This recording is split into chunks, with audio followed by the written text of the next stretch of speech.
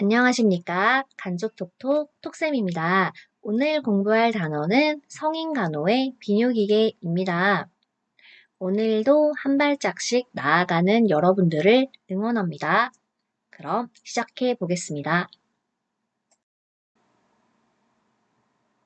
비뇨기계입니다. 비뇨기계의 구조를 먼저 볼게요.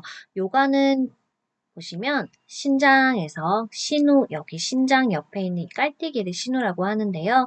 신우에서 방광까지 소변을 운반하는 가늘고 긴 관을 요관이라고 합니다.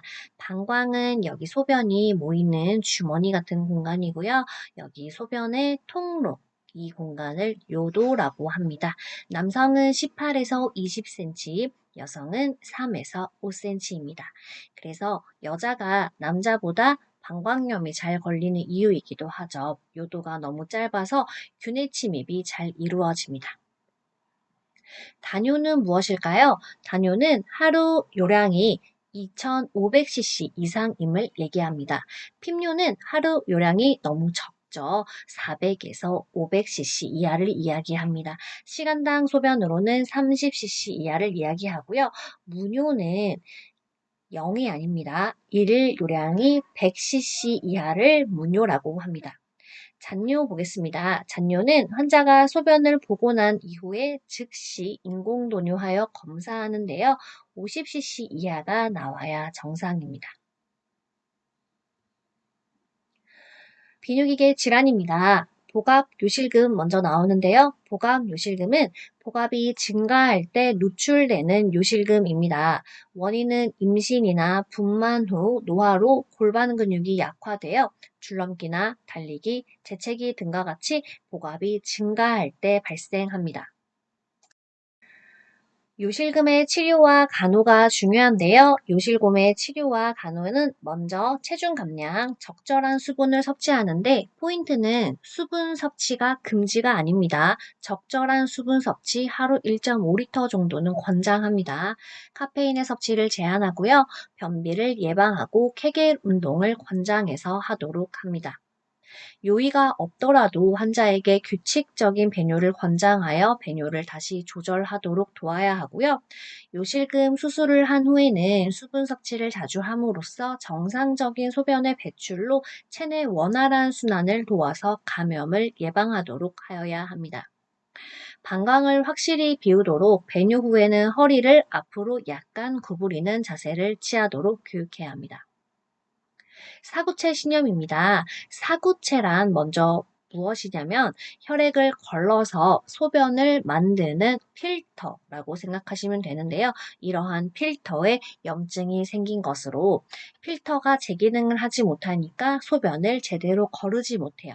증상으로는 혈뇨, 단백뇨가 나오는 특징이 있습니다.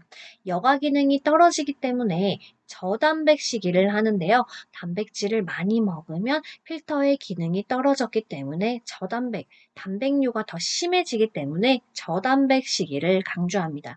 또한 단백질을 거르지 못해서 알부민이 몸속에서 많이 빠져나가기 때문에 우리 몸에서 삼투압을 유지해주는 알부민의 부족으로 부종이 생길 수 있어요.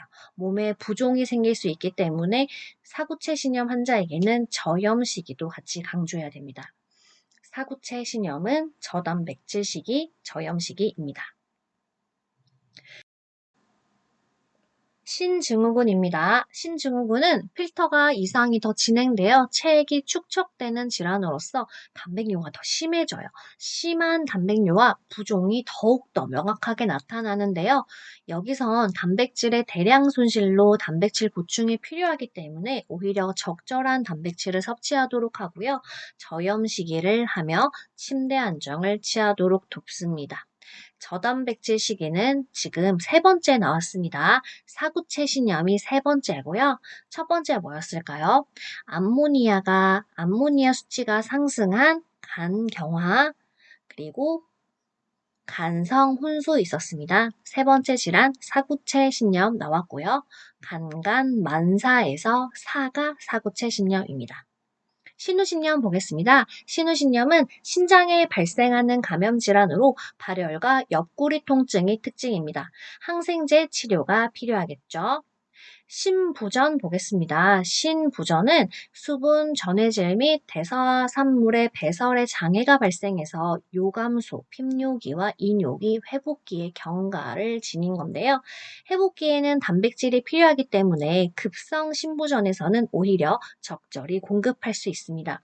하지만 신부전이 회복되지 않고 만성으로 넘어간 만성 신부전이 된다면 신장 기능이 이제 더 이상 회복되지 않아요.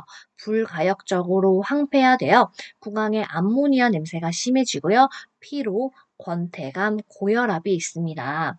환자에게는 저단백질 식이를 강조하고요. 단백질이 나가지 못하고 몸속에 쌓여서 지금 구강에서 암모니아 냄새까지 나죠. 그래서 간과 만사에 많은 만성 신부전입니다. 저단백질 식사를 하고 부종 예방을 위해서 수분과 염분을 제한해야 됩니다. 중요한 거 나왔습니다. 저단백질 식이질환 간간만사 보실게요. 암모니아 수치가 높은 간경화, 간, 그리고 간성운수, 한 번 더 간, 만성 신부전, 사구체 신염입니다. 만성 신부전 환자분들은 신장 기능이 올바르게 기능하지 못하기 때문에 투석을 통한 신장 기능을 대체하는데요. 투석을 하기 위해서 우리 몸에 있어야 하는 게 동정맥류입니다. 동정맥류 관리 보겠습니다. 동정맥류는 수술 후 약 2일째 되는 날부터 통증과 부종이 없으면 운동을 시작합니다. 가벼운 손가락 운동부터 시작하고요. 손가락을 자주 움직여 팔의 부종을 예방하고 혈액순환 촉진을 도와야 합니다. 동정맥류를 하면 동맥과 정맥을 이어 놓았기 때문에 진동이 느껴지는 게 올바른 신호인데요. 진동이 느껴지지 않으면 혈류순환에 장애가 발생했다는 신호이기 때문에 진동이 느껴지지 않으면 즉시 보고해야 합니다. 응급입니다. 오래 지날수록 막힌 혈관을 더 뚫을 수 없기 때문에 즉시 보고한다가 포인트입니다. 동정맥류를 수술하고 나서는 한 달에서 2달 정도의 시간 뒤에 투석을 실시할 수 있습니다. 혈관이 좀 더 통통해지고 튼튼해지면 투석의 혈류를 감당할 수 있는 정도가 되면 투석을 할 수 있습니다. 동정맥 새끼를 만들고 나면 동정맥 새끼이 있는 팔은 생명줄이 있는 팔이기 때문에 팔에 혈압을 재거나 정맥주사 같이 동정맥류가 손상될 수 있는 행동은 절대로 하면 안 됩니다. 무거운 물건을 들어서도 안 되고요. 팔베개를 하지 않고 심한 운동은 삼가야 되고요. 시계나 팔찌 착용 또한 부상의 위험 때문에 하면 안 됩니다. 소매가 조이는 옷을 입으면 안 됩니다. 혈류가 조여서 막힐 수 있습니다. 그럼 어떻게 되죠? 진동이 느껴지지 않겠죠. 네, 마찬가지로 상처가 생기지 않게 동정맥 새끼를 보호해야 합니다. 투석을 해야 하는 환자분들은 이 동정맥 새끼이 생명줄입니다. 동정맥 새끼를 통한 투석을 하지 않으면 몸속에 전해질이 과도하게 쌓여 심정지가 올 수 있습니다. 투석 후에는 환자에게 따뜻한 물수건을 동정맥 새끼에 올려주어 30분씩 3회 정도 찜질하여 순환을 촉진하고요. 이제 투석을 하기 때문에 단백질과 적절한 열량을 섭취할 수 있습니다. 다만 포타슘과 인이 많은 음식은 투석으로 잘 제거되지 않기 때문에 제한해야 합니다. 이제 방광염 보겠습니다. 방광염은 세균에 의해 방광에 염증이 생긴 상태로 여성이 남성보다 요도 길이가 짧아서 잘 생기죠. 방광염이 있으면 수분 섭취를 권장하고 항생제 투여를 해야 합니다. 여성의 요도 길이 아까 몇이었죠? 3에서 5cm였고요. 남성의 요도 길이 몇 cm였죠? 18에서 20cm였습니다. 요로 결석 보겠습니다. 결석이 돌인데요. 소변 성분 일부가 결정화되어서 돌 모양으로 형성된 덩어리가 신장에 있을 수 있고요. 요관에 있을 수 있고 방광, 요도 등에 있을 수 있습니다. 이러한 돌로 인해서 증상을 유발하는데요. 굉장히 아픕니다. 옆구리 통증과 혈뇨를 유발하는데요. 실제 요로결석을 앓고 있는 환자분에게 통증의 정도가 어느 정도냐고 물어보면은 아이를 출산하신 분이셨는데 진통보다 더 심하다고 하셨던 기억이 납니다. 요로결석의 간호로는 수분 섭취량을 증가해요. 많은 수분 섭취량으로 인해서 소변이 배출되면서 결석이 나오기도 하거든요. 또 단백질이 많이 함유된 육류의 섭취는 제한해야 합니다. 왜냐하면 옥살산이 많이 함유되어 있기 때문에 결석을 촉진시킵니다. 또 시트르산은 결석 형성을 억제하기 때문에 환자에게 드시라고 권장할 수 있는데요. 시트르산이 대표적인 식품으로서는 오렌지, 자몽, 귤 같이 시큼한 과일을 권장합니다. 수분 섭취를 권장합니다. 전립선 비대 보겠습니다. 전립선 비대는 소변 줄기가 가늘어지고 힘이 없어지며 중간에 소변 줄기가 끊어지기도 하는 질환인데요. 소변을 보고 나서도 시원하지 않은 느낌이 듭니다. 밤에 잠을 자다가 일어나서 소변을 보아야 하고요. 전립선 절제술 후의 간호는 수술 후에 2에서 3일간 생리식염수를 이용한 방광세척을 하여서 출혈이 나오는지 확인을 해야 합니다. 소변이 맑아지면 방광세척은 멈추고요.